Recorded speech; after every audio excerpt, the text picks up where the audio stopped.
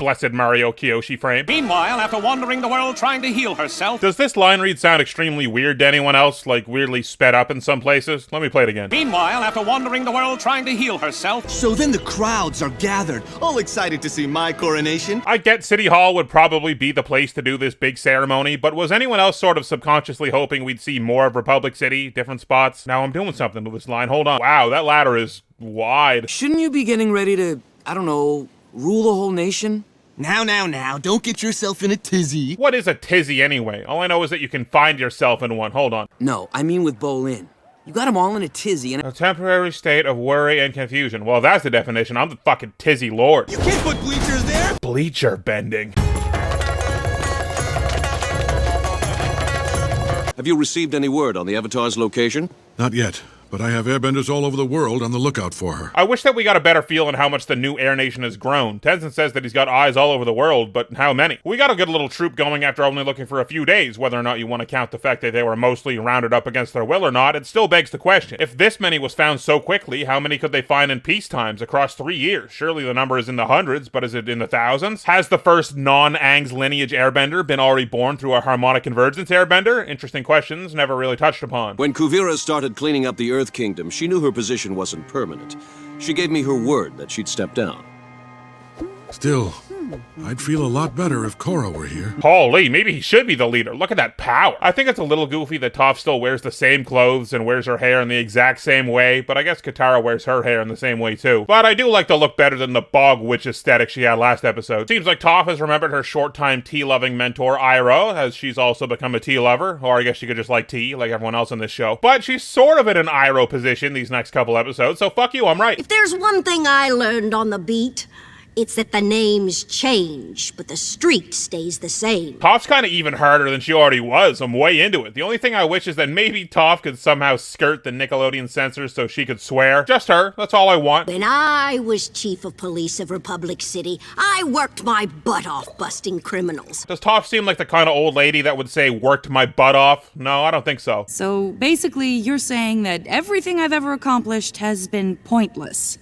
I thought Beifong was grumpy. I'm the original Beifong. Hell yeah. Hell no. Well, I was planning on soaking my feet in mud for a few weeks. Yeah, speaking of the mud, from what we know of Toph's ability, shouldn't the swamp be pretty much the last place she wants to be? I know it's explained later that she can basically see the entire world, if you can believe that, but Toph's vision gets messed up by sand. Wouldn't mud and boggy terrain also be much harder to feel vibrations through? She's had her whole life to improve on it at this point, though, so maybe she's just gotten good enough to the point where the fuzziness is negligible. Thank you!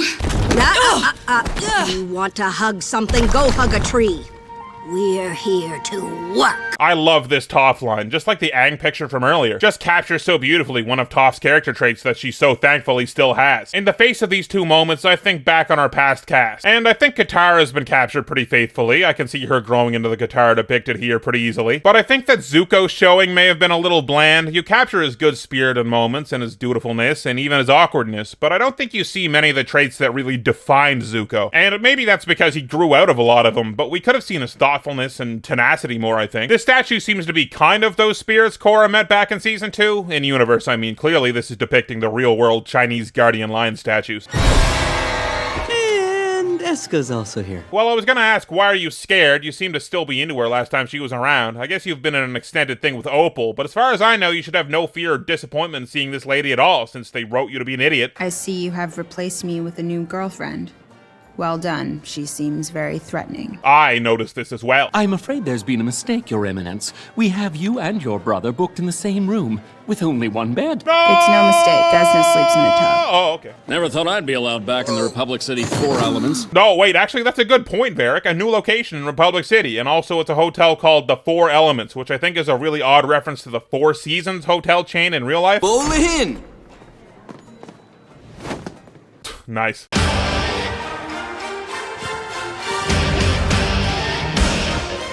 Look at you! My little brother got all important. I know, right?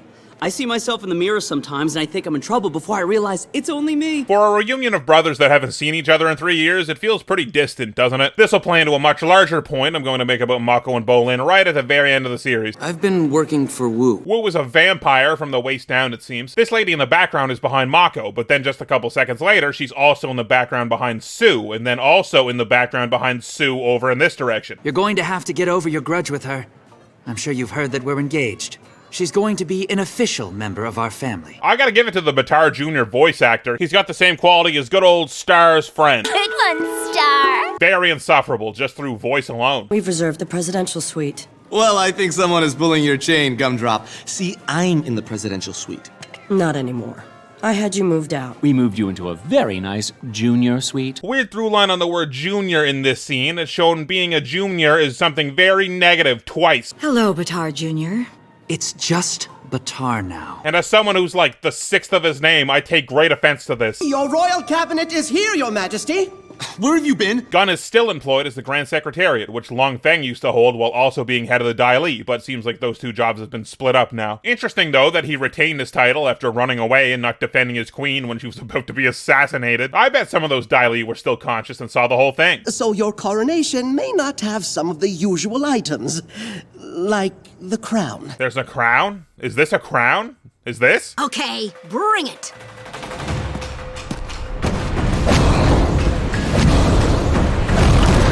Toph has developed her own psychic bending, I see. Frog squirrel, got it! Finally, one I don't have to guess at. Tell me what you did wrong.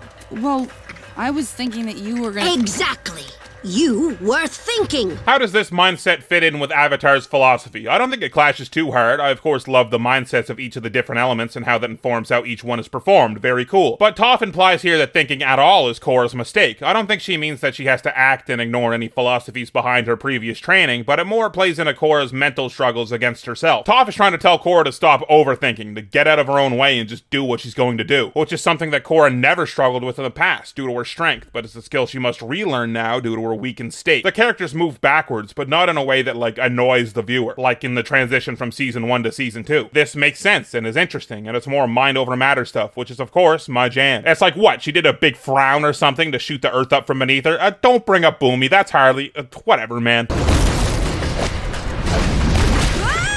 Very underexplored idea here that I always liked, using bending to produce bending movements. Toph does her weird blood-bending slide that she only ever really did in the chase here to move to the side, which is clearly used as also a bending move to send Korra flying. Very cool. Probably on the bleeding edge of where bending is as a martial art currently in the world. Korra has an elbow leech here, which Sokka also had briefly. Seems like you're enjoying having someone around to beat up an awful lot. Yeah, the swamp benders out here really can't take a punch. Yeah, speaking of which, I know it's a big place, but it's a shame we don't get to see any swamp benders. Wonder how their society has grown over the years. I'm more connected to the world than you've ever been. The roots and vines, they run all over the world. I can see Sue and Lin, Zalfu and Republic City. People arguing that Toph can only see through earthen/rock-based substances absolutely in shambles right now. If she can see through organic matter as well, what was keeping her from feeling vibrations through that ice is all I'm saying. This is also like a little goofy, right? It's cool still too, but a little goofy. I don't think anyone thought that seismic sense could be pushed so far that Toph would become like an all-seeing god with it. It kind of makes me roll my eyes a little bit. I'll roll your whole head.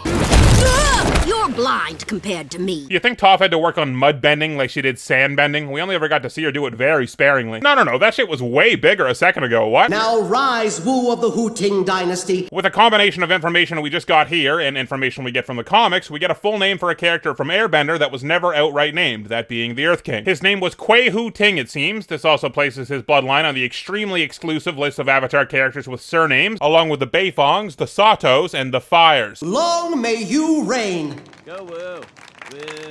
This sounds like it might be Bolin cheering. He's not up on stage, so it could be. For your service to the realm, I would like to present you with the Kyoshi Medal of Freedom. The Kyoshi Medal of Freedom. Interesting. So the Earth Kingdom has applied her name to this symbol then, but this symbol is on a ton of stuff from the Earth Kingdom. It seems more like a royal symbol than anything tied to an avatar. Growing up in Zhaofu with Suyin Beifong, I learned that the idea of a royal family passing a title from one generation to the next was archaic. Pretty cool little detail to include. Sue definitely did express these thoughts last season, though briefly. I mean, the idea of even having a queen is so outdated. Seemed like a throwaway line, but makes this scene stronger if you remember it. Very nice. I'd like to make an announcement to the world.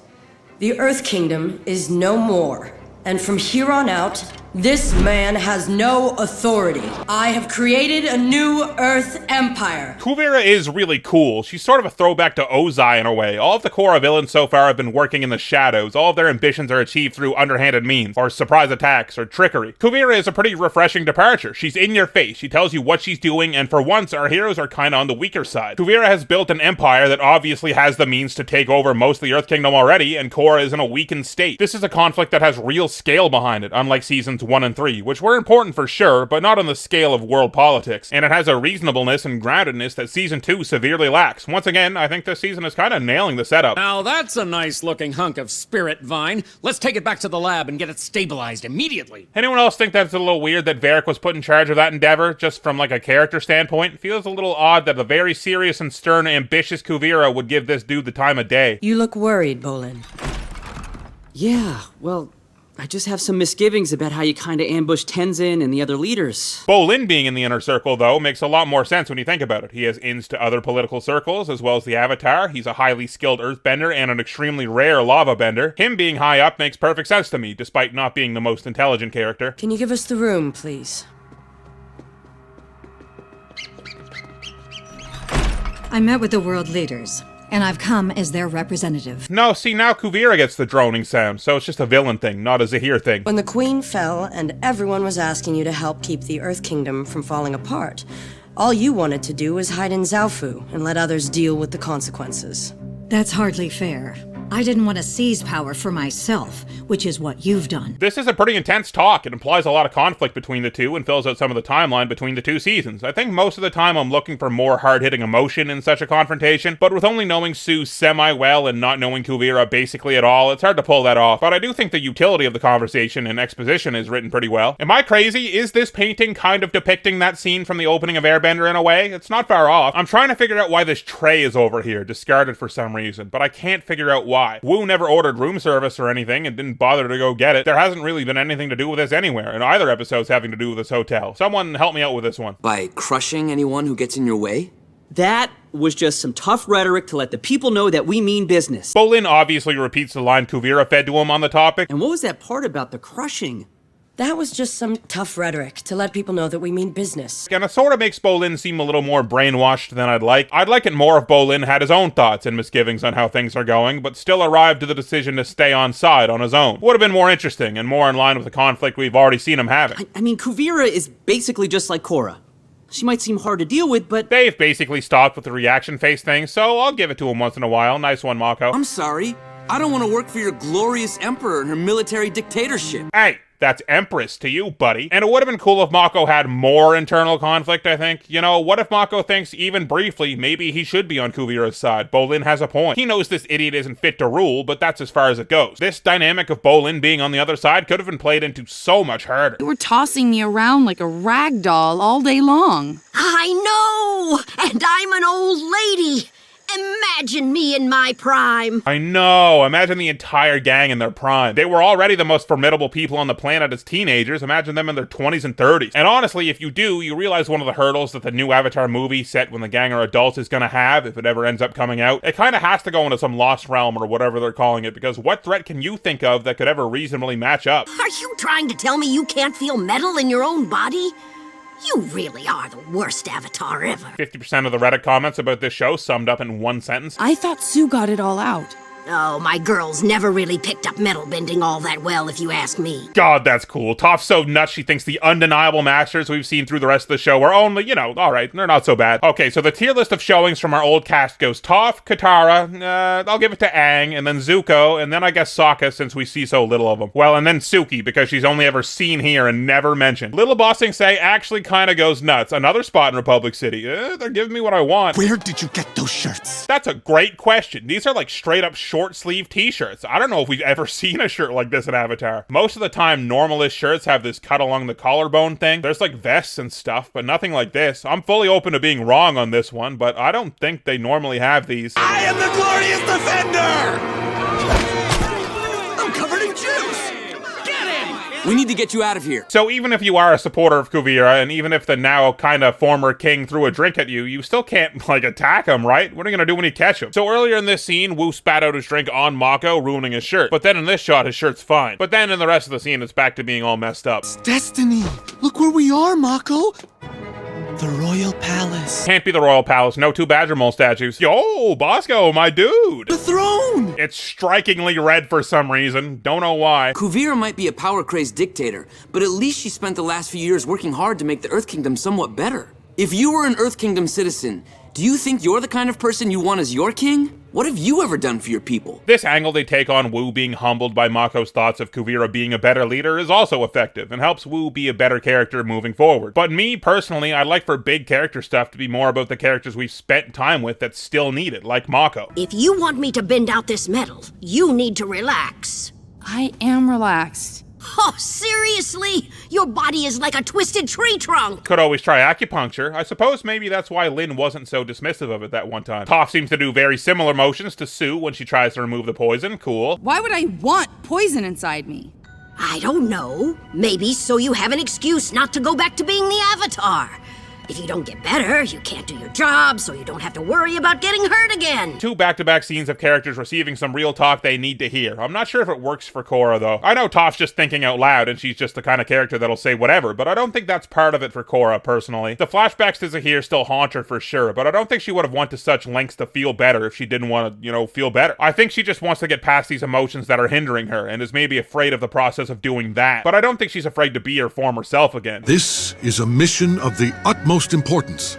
Conflict is coming to the Earth Kingdom, and we need to find the Avatar. Yes, Tenzin, assemble the new Air Nation forces. Together you'll be able to— You can count on one of us.